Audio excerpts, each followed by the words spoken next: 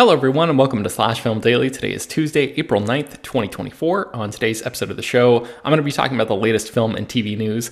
My name is Ben Pearson. I'm an editor at slashfilm.com and I'm joined on today's episode by nobody. The Slash Film staff is incredibly busy today. CinemaCon is kicking off as we speak. Ryan Scott is there right now. He's going to be bringing us all sorts of reports and stuff from Las Vegas, so stay tuned to slashfilm.com for a bunch of that.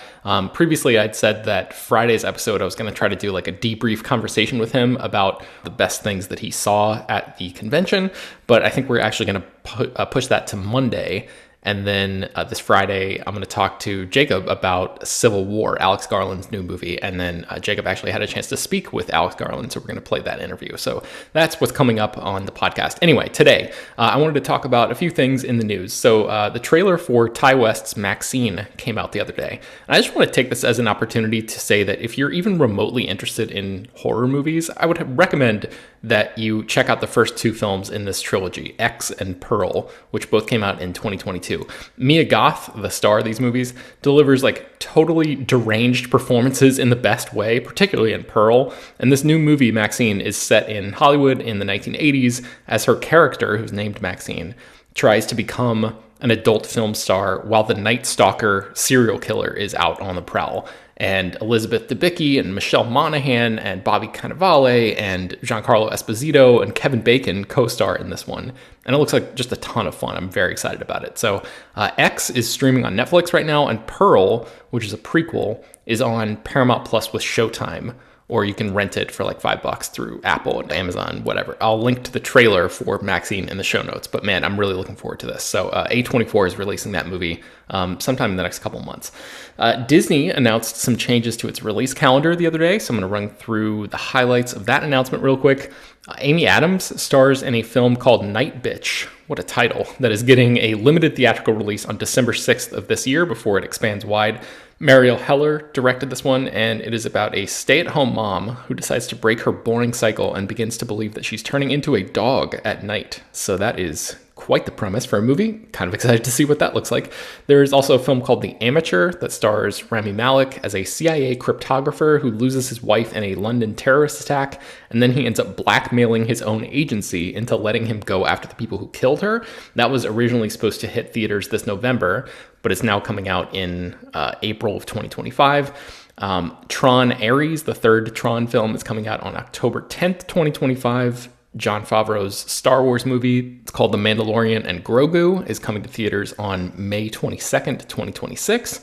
And then, let's see, Toy Story 5 has a release date now. It's coming out on June 19th, 2026. Really, I wish they would have stopped when they were ahead. I really feel like they were kind of pushing it with Toy Story 4 and got away with one there. So I'm not sure if they're really going to be able to keep up that high bar of quality for those movies. Coming back for a fifth time. And then the live action remake of Moana, which was originally scheduled to come out in the summer of 2025, has been delayed by more than a year. And now that's going to come out on July 10th, 2026. So you can read all of that in the show notes. There's a link there that has all this sort of broken down for you there. Over in the world of Game of Thrones and HBO, we have previously talked about A Knight of the Seven Kingdoms, The Hedge Knight, which is an upcoming TV adaptation of author George R.R. Martin's Dunk and Egg stories. While Game of Thrones and House of the Dragon are both about these ancient families vying for power with lots of dragons and palace intrigue and backstabbing, both metaphorical and literal, this show will take place about 100 years before the events of Game of Thrones and is a much smaller stakes tale about a good-intentioned but somewhat bumbling knight named Sir Duncan the Tall and his very young squire, whose nickname is Egg. And they basically just wander around Westeros getting into adventures. I don't know about you, but part of me is dreading House of the Dragon Season 2. I just straight up did not think it was as captivating as Game of Thrones, and the latest House of the Dragon trailers have this weight to them, as if every little thing that happened in Season 1 is of massive importance, and I was really excited about Game of Thrones when that show was on. I was so invested in that series that when it was between seasons, I could rattle off a bunch of different questions that I was hoping would be answered in the next season, or tell you the things that I was desperate to see. I could recount, what the houses were doing and all that kind of stuff, right? I was like really into the show. But for House of the Dragon, I could barely recount just the broadest possible strokes right now of what happened in season 1. And for me, this new show sounds like it could be kind of an antidote to this like uber serious approach that they seem to be taking for telling stories in this universe. And I feel like it sounds like a very welcome left turn into a totally different corner of the world and a way to engage with different types of characters and social strata in Westeros than what the other two shows often focused on. All this to say, they've cast the actors who will be playing Dunk and Egg in the show, and you can read more about that in the article at /film that I will link to in the show notes. And then before we take a break, I wanted to mention that Dune 3 is actively in development. Variety published a report the other day saying that Dune and Dune Part 2 director Denis Villeneuve is in talks to direct an adaptation of Annie Jacobson's Pulitzer Prize finalist book called Nuclear War: A Scenario, which evidently, I've not read this book, but it explores a ticking clock scenario about what would happen if there's a nuclear war in the modern era. Sounds fun. In that report, there is a quick line that just says, quote, Legendary also confirmed that it is working with Villeneuve to develop a third Dune film. And that's the end of the quote there. So as far as the timeline and which project might come out first, there's still a lot of question marks around that. We know that Dune Messiah, the third book in Frank Herbert's Dune saga, takes place 12 years after the events of the first book. And that's also basically like after the events of what we saw at the end of Dune Part 2.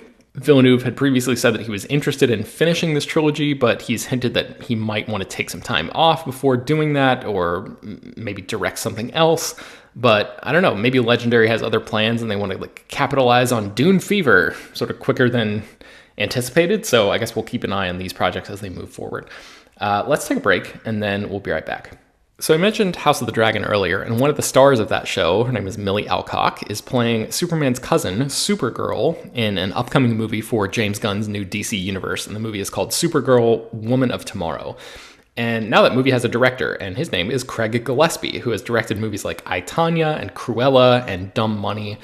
I don't really have a particularly hot take on this news, but Gillespie, for me, just seems like exactly the type of right-down-the-middle director that DC would trust to be able to come in and execute on this new cinematic universe that they're trying to launch.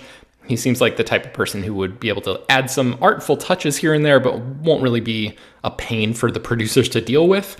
I don't know, I kind of find myself a little bit skeptical about this whole relaunch, but James Gunn is certainly saying all the right things in the press about it. He's talking about how they're prioritizing quality and not moving forward with any project until they're really confident that the script is in good shape and all that. So time will tell there, but looks like Supergirl has a new director. Okay, so speaking of superheroes, Marvel Studios' Fantastic Four movie is coming soon, and an interesting piece of casting came out about that last week. So Julia Garner, who I know from her Emmy-winning work on Ozark, is playing the Silver Surfer in this new movie. And traditionally, the Silver Surfer has been a male character. He is this humanoid alien named Norrin Rad, which is just a really cool name, who makes a deal with this world-eating entity called Galactus to become Galactus's herald as long as the villain spares Norrin Rad's homeworld.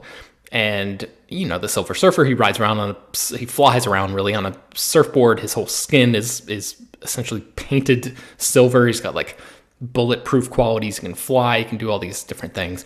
And in this movie, apparently Julia Garner is playing a character named Shala Bal, who in the comics is Norrin Rad's love interest. But it sounds like potentially her character could be the one who strikes that deal with Galactus this time around and becomes the Silver Surfer. So I would just say, if you're listening to this at work and you have a job that does not involve anyone's safety or well-being, and you want to kind of kill an hour on the clock or something like that, check out the Marvel fandom database page on the Silver Surfer and that character's abilities. They could basically do anything. It's kind of unfair almost to other superpowered characters. So anyway, just like I was trying to look through that to briefly summarize, oh yeah, Silver Surfer can do X, Y, Z, you know, shoot lasers out of his eyes like Cyclops or whatever, you know, like that kind of thing. And like the list of the abilities and superpowers and all that is so long that there's no way to really succinctly bring that up. So anyway, if somebody's curious about what Julia Garner might be doing in this new movie, check that out. I'm glad to see her getting work. I hope she keeps the exact same accent from Ozark to play this intergalactic alien in that movie, because it would be extremely entertaining and very silly. The Fantastic Four comes out on July 25th, 2025. And then finally, James Mangold's Star Wars movie has found a writer. His name is Beau Willimon. He created Netflix's version of House of Cards. He has been hired to join James Mangold as the co-writer of a movie that currently has a working title of Star Wars Dawn of the Jedi. This is the one that takes place 25,000 years before the main Star Wars saga, the Skywalker saga, and showcases the origins of the Force. So this is a notable hire because Beau Willimon wrote what many people consider to be the best episode of Andor Season 1, which is the jailbreak episode that's called One Way Out. And Andor, I thought, was just a spectacular show. And that episode is particularly great. So this is really good news as far as I'm concerned. No word yet on when this movie might actually come out or even get started with production, because James Mangold is very busy working on that Bob Dylan biopic starring Timothée Chalamet. And he also has a Swamp Thing movie in the works over at DC. But I look forward to learning more about this project. Although I will say it seems like it could be a little while before this one gets underway. So take all of that as you will. And I think that's going to do it for today's pretty short episode of Slash Film Daily. You can find much more about all the stories that I mentioned on the show at slashfilm.com and linked inside the show notes for this episode. Slash Film Daily is published every weekday, bringing you the most exciting news from the world of movies and TV, as well as deeper dives into the great features you can find on the site.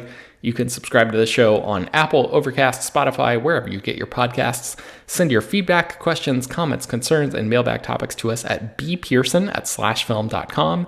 Make sure to leave your name and general geographic location in case we mention your email on the air. Don't forget to take a minute to rate and review the show on Apple Podcasts or Spotify. That really does help us out a lot. Tell your friends about the show any way you can. Thank you so much for listening, and we will talk to you all tomorrow.